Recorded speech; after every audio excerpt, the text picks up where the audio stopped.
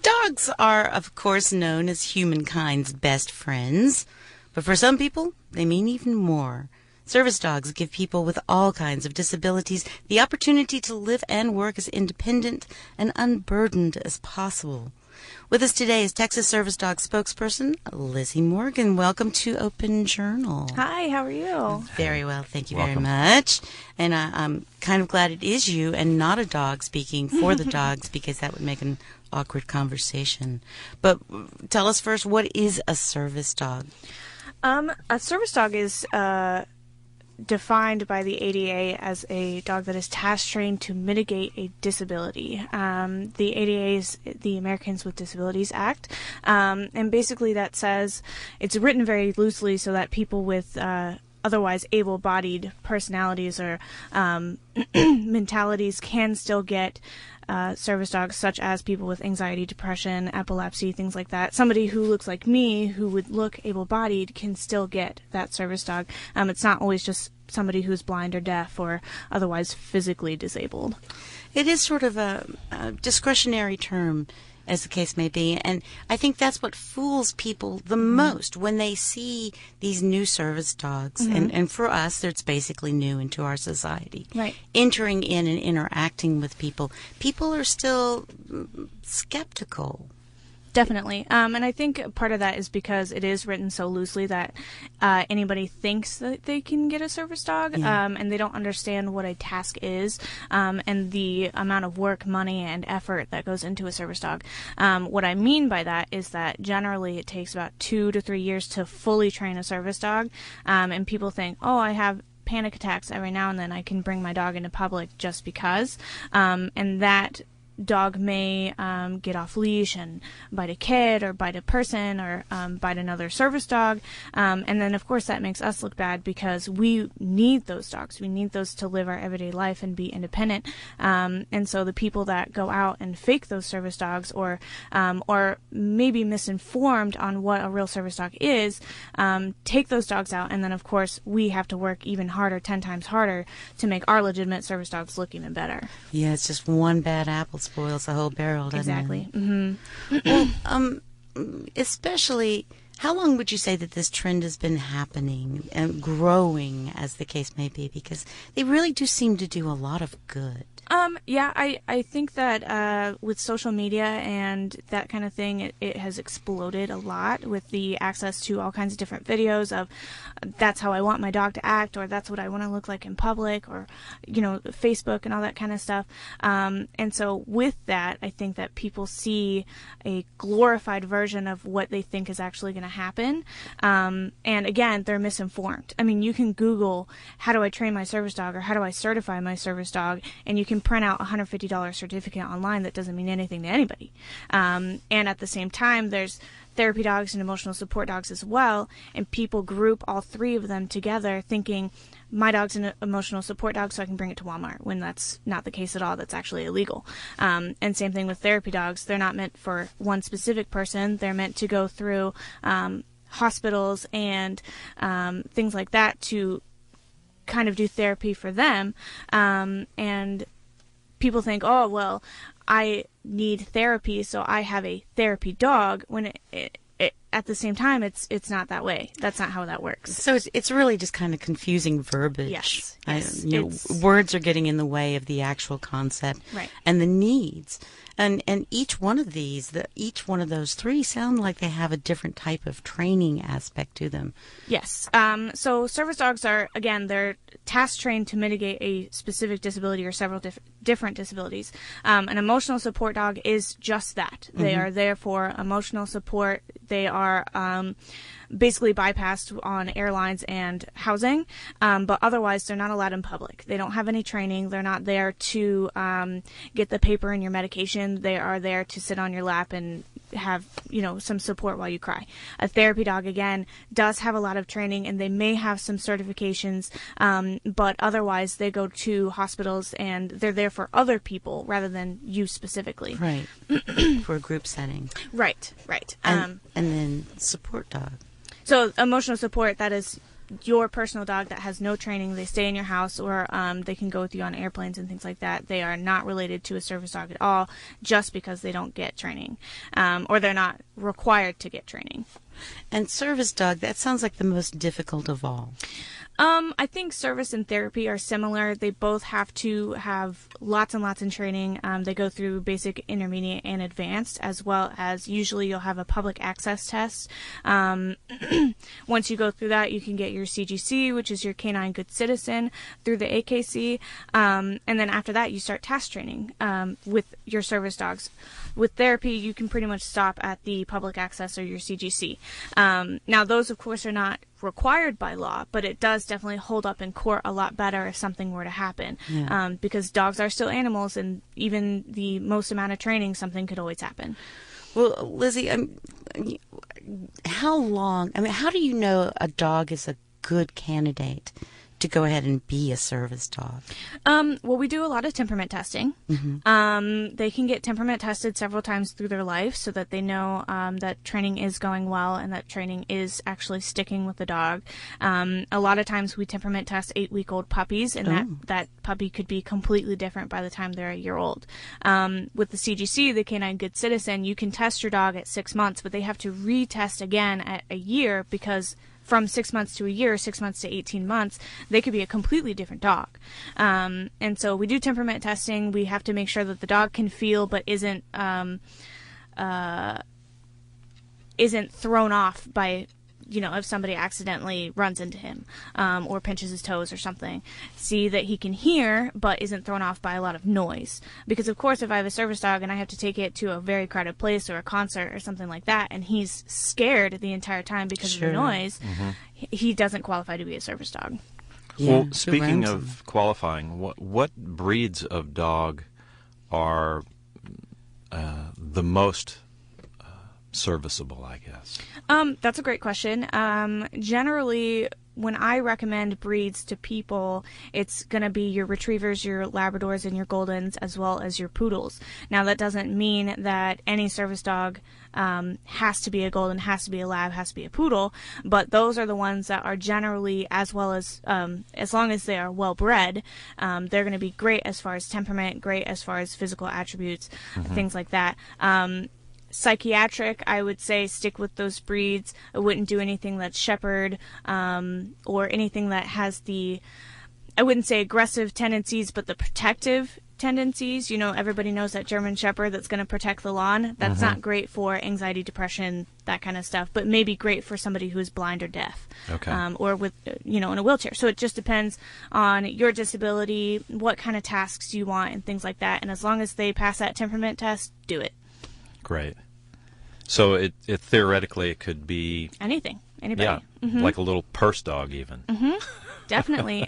There are lots of people who use companion dogs, so your Chihuahuas, your Yorkies, your Schnauzer, your mini Schnauzers, mini Poodles, stuff like that, for psychiatric disabilities, or even diabetic alert dogs, or things that where their main task is to smell a hormone and alert you to that, such as epilepsy or, again, your diabetic alert dogs. So, and it's a lot easier to carry around a 2-pound dog versus a 100-pound dog. Oh, so, yeah. If you have the option and you want to do a small dog, I can guarantee you it's a lot easier to travel with that dog, but it may not be as easy to train the dog.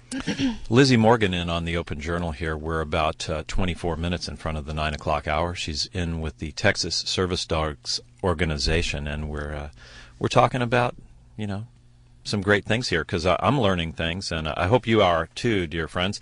Because when we have a sign on the door here at KPFT that says no dogs allowed, because we've had to like bomb the building several times for fleas or whatever, and I'm not sure if it was a person or a dog, honestly, but it doesn't matter. But it says service dogs only. And most people would think that that's your typical picture that you have in your mind of the dog that's got the vest on, like the bright yellow vest that says service dog and is probably like a golden retriever or something, and has the handle and is leading usually a blind person around. But we're hearing that there's a whole lot more dimension to it, a lot of different levels to service dogs than just that. And that's wonderful. Thank you. Well, let me see. How did you get involved in this? Well, I've been a trainer for 5 years, about 5 years, and I went through some academies and some apprenticeships and things like that, and I didn't really know what I wanted to get into as far as what kind of dog training. I learned obedience and behavioral modification and a little bit of protection and things like that, but it didn't really fit. And so what ended up happening, my dad served in the military for 20 years, and so I know all too well about PTSD. Oh, yeah. I met a guy who needed a service dog, and he didn't have any legs. And it's very emotional because I got to help him. That's wonderful.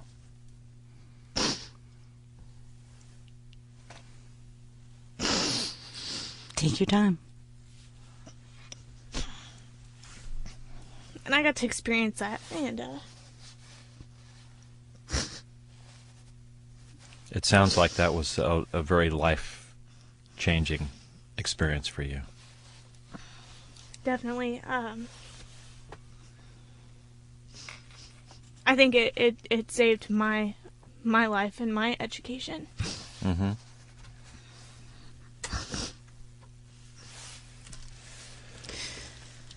We are here, of course, on the Open Journal. We're going to give our guest a little moment.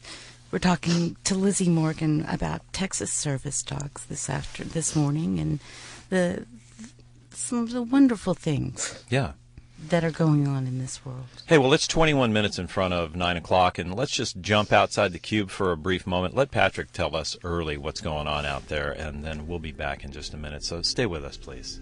You are tuned to Pacifica Radio in Houston. This is the Open Journal program. We thank you for tuning in and being there with us on our journey today, this hump day in the middle of March, in the middle of the week, on March the 15th. Thank you for being there, and thanks for your support. I'm Dwayne Bradley. I'm Marlo Blue. We are here today talking about Texas service dogs with spokesperson Lizzeh Morgan, and it's been a great conversation. I've learned a lot. Me too.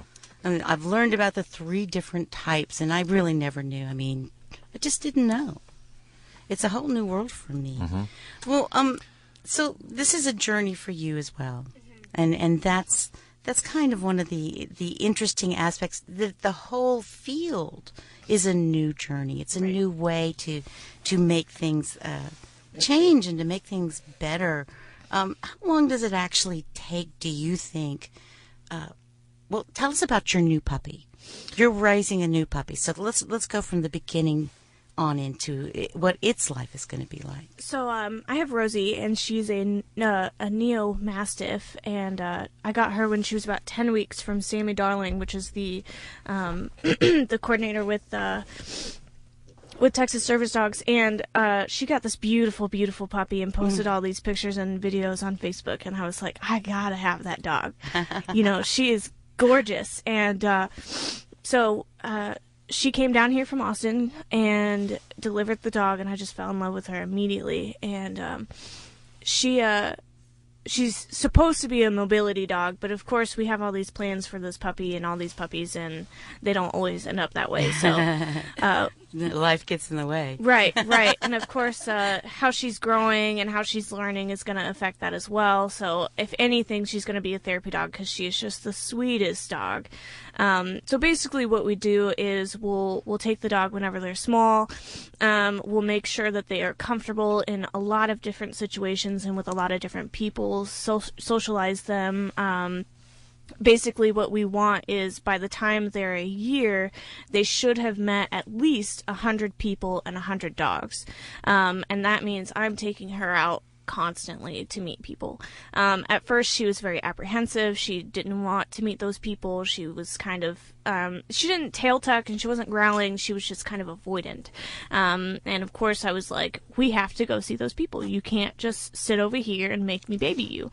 And so that's a big thing, that we have to socialize her. She's got to see cats and birds and squirrels and all kinds of stuff, and not just see those, but have an appropriate reaction to it.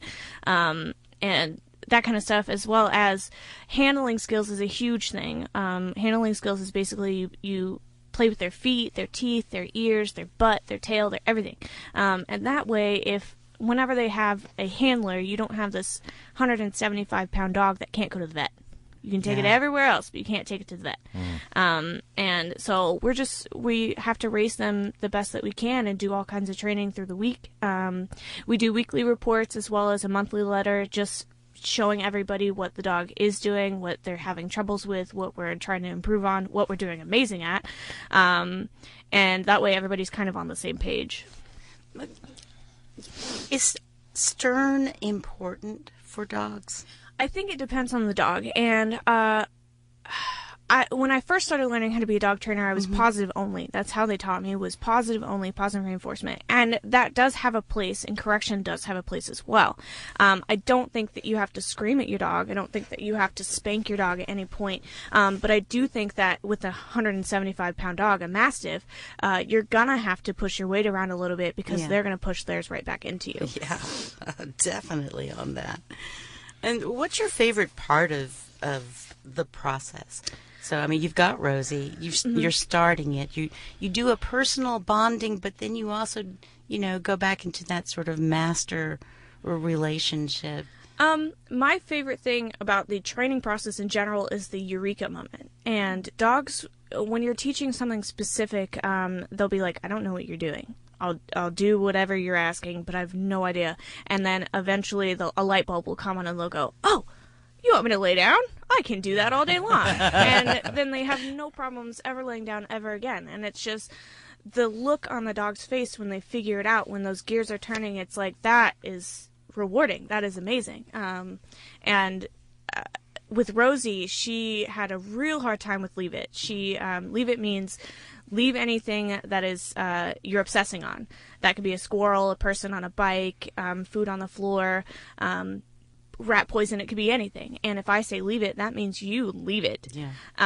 And she was having a huge problem with that because she was so food motivated that if you dropped it on the ground, it was hers. It was free game.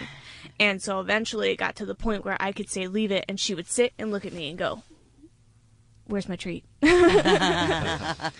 Well, so, I mean, what about outside influences? A trainer and their dog, do other voices or other commands work with individual dogs? Definitely. When you have a service dog, you should be able to hand off the dog to somebody else, and they should be able to control that dog. Always. Now, of course, people are going to say, well, that's my service dog. I'm never going to have that issue, blah, blah, blah. But once you have a seizure and you're on the ground and you're getting into an ambulance and your dog is going crazy because that EMT cannot handle your dog, that's an issue. That is a life-threatening issue. And so, yes, your dog, I should be able to give you my dog and he should sit and stay for you because you said so. With that being said, that doesn't always happen. If you are not doing it the way that I have set her up to do it, so if she is completely on hand signals and you're not using hand signals, I can't verify that she's going to do it for you. Yeah. So that's an issue. It's a communication issue. It's not a training issue. And I love directing dogs with hand signals or body language. It's it just seems better. Well, dogs are very they want to look at you. They want to look at you the whole time, and they're going to if you're using treats, which is predominantly what I do, they're going to look at your hand.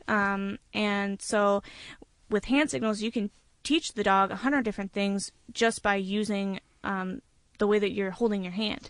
So like sit, I can have the treat on the dog's nose and go towards their rear end, and when their head goes up, their butt's going to go down. I never touched the dog once, never said anything, didn't do anything other than just that one hand signal, and she learned how to sit without anything. Wow. Well, let's talk a little bit more about Texas service dogs. How long has that been in existence, and how can people help? That's a good question. I don't actually know how long Sammy has had Texas service dogs running. I've worked with them for less than 3 months, so I don't have all that information. But it is statewide. Yes, it is statewide. And the best way people can help is to donate. We like to give veterans free service dogs, and that is something that a lot of people don't do. The VA barely does it, and so we want to make sure that our veterans who have served our country get the help they need. And basically what that means is, you know, a service dog can be up to $20,000 just to buy a trained service dog. And that doesn't mean that the dog is task trained already. That means that it's fully trained as far as obedience wise, and they're good in public and that kind of stuff. But that doesn't mean that they are good as far as diabetic or seizure alert. And we want to provide those veterans with something that they can be proud of. I don't want a veteran to spend $20,000 to buy a dog that's not going to be right for them. So donating to Texas Service Dogs is going to definitely help us, not only, but our veterans as well. So, of course, they can donate. Do you ever need volunteers to work in the office, or? We need volunteers as far as puppy raisers. The more puppy raisers we get, and the more people that are educated about how to train dogs and funding that kind of stuff, the more dogs we can have trained and the more dogs we can supply to those veterans.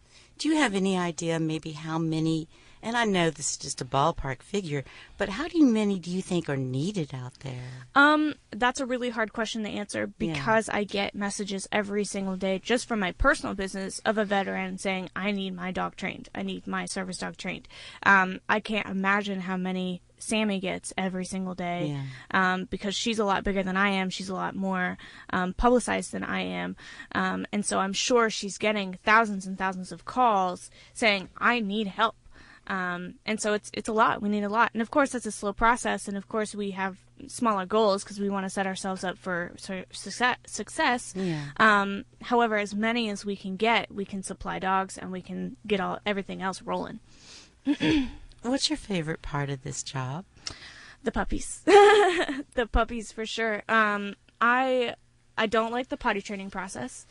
That is my least favorite thing. Nobody. Not one person likes that. But that applies to people. Yeah, absolutely. Well, every single dogs, aspect. Any kind of potty training.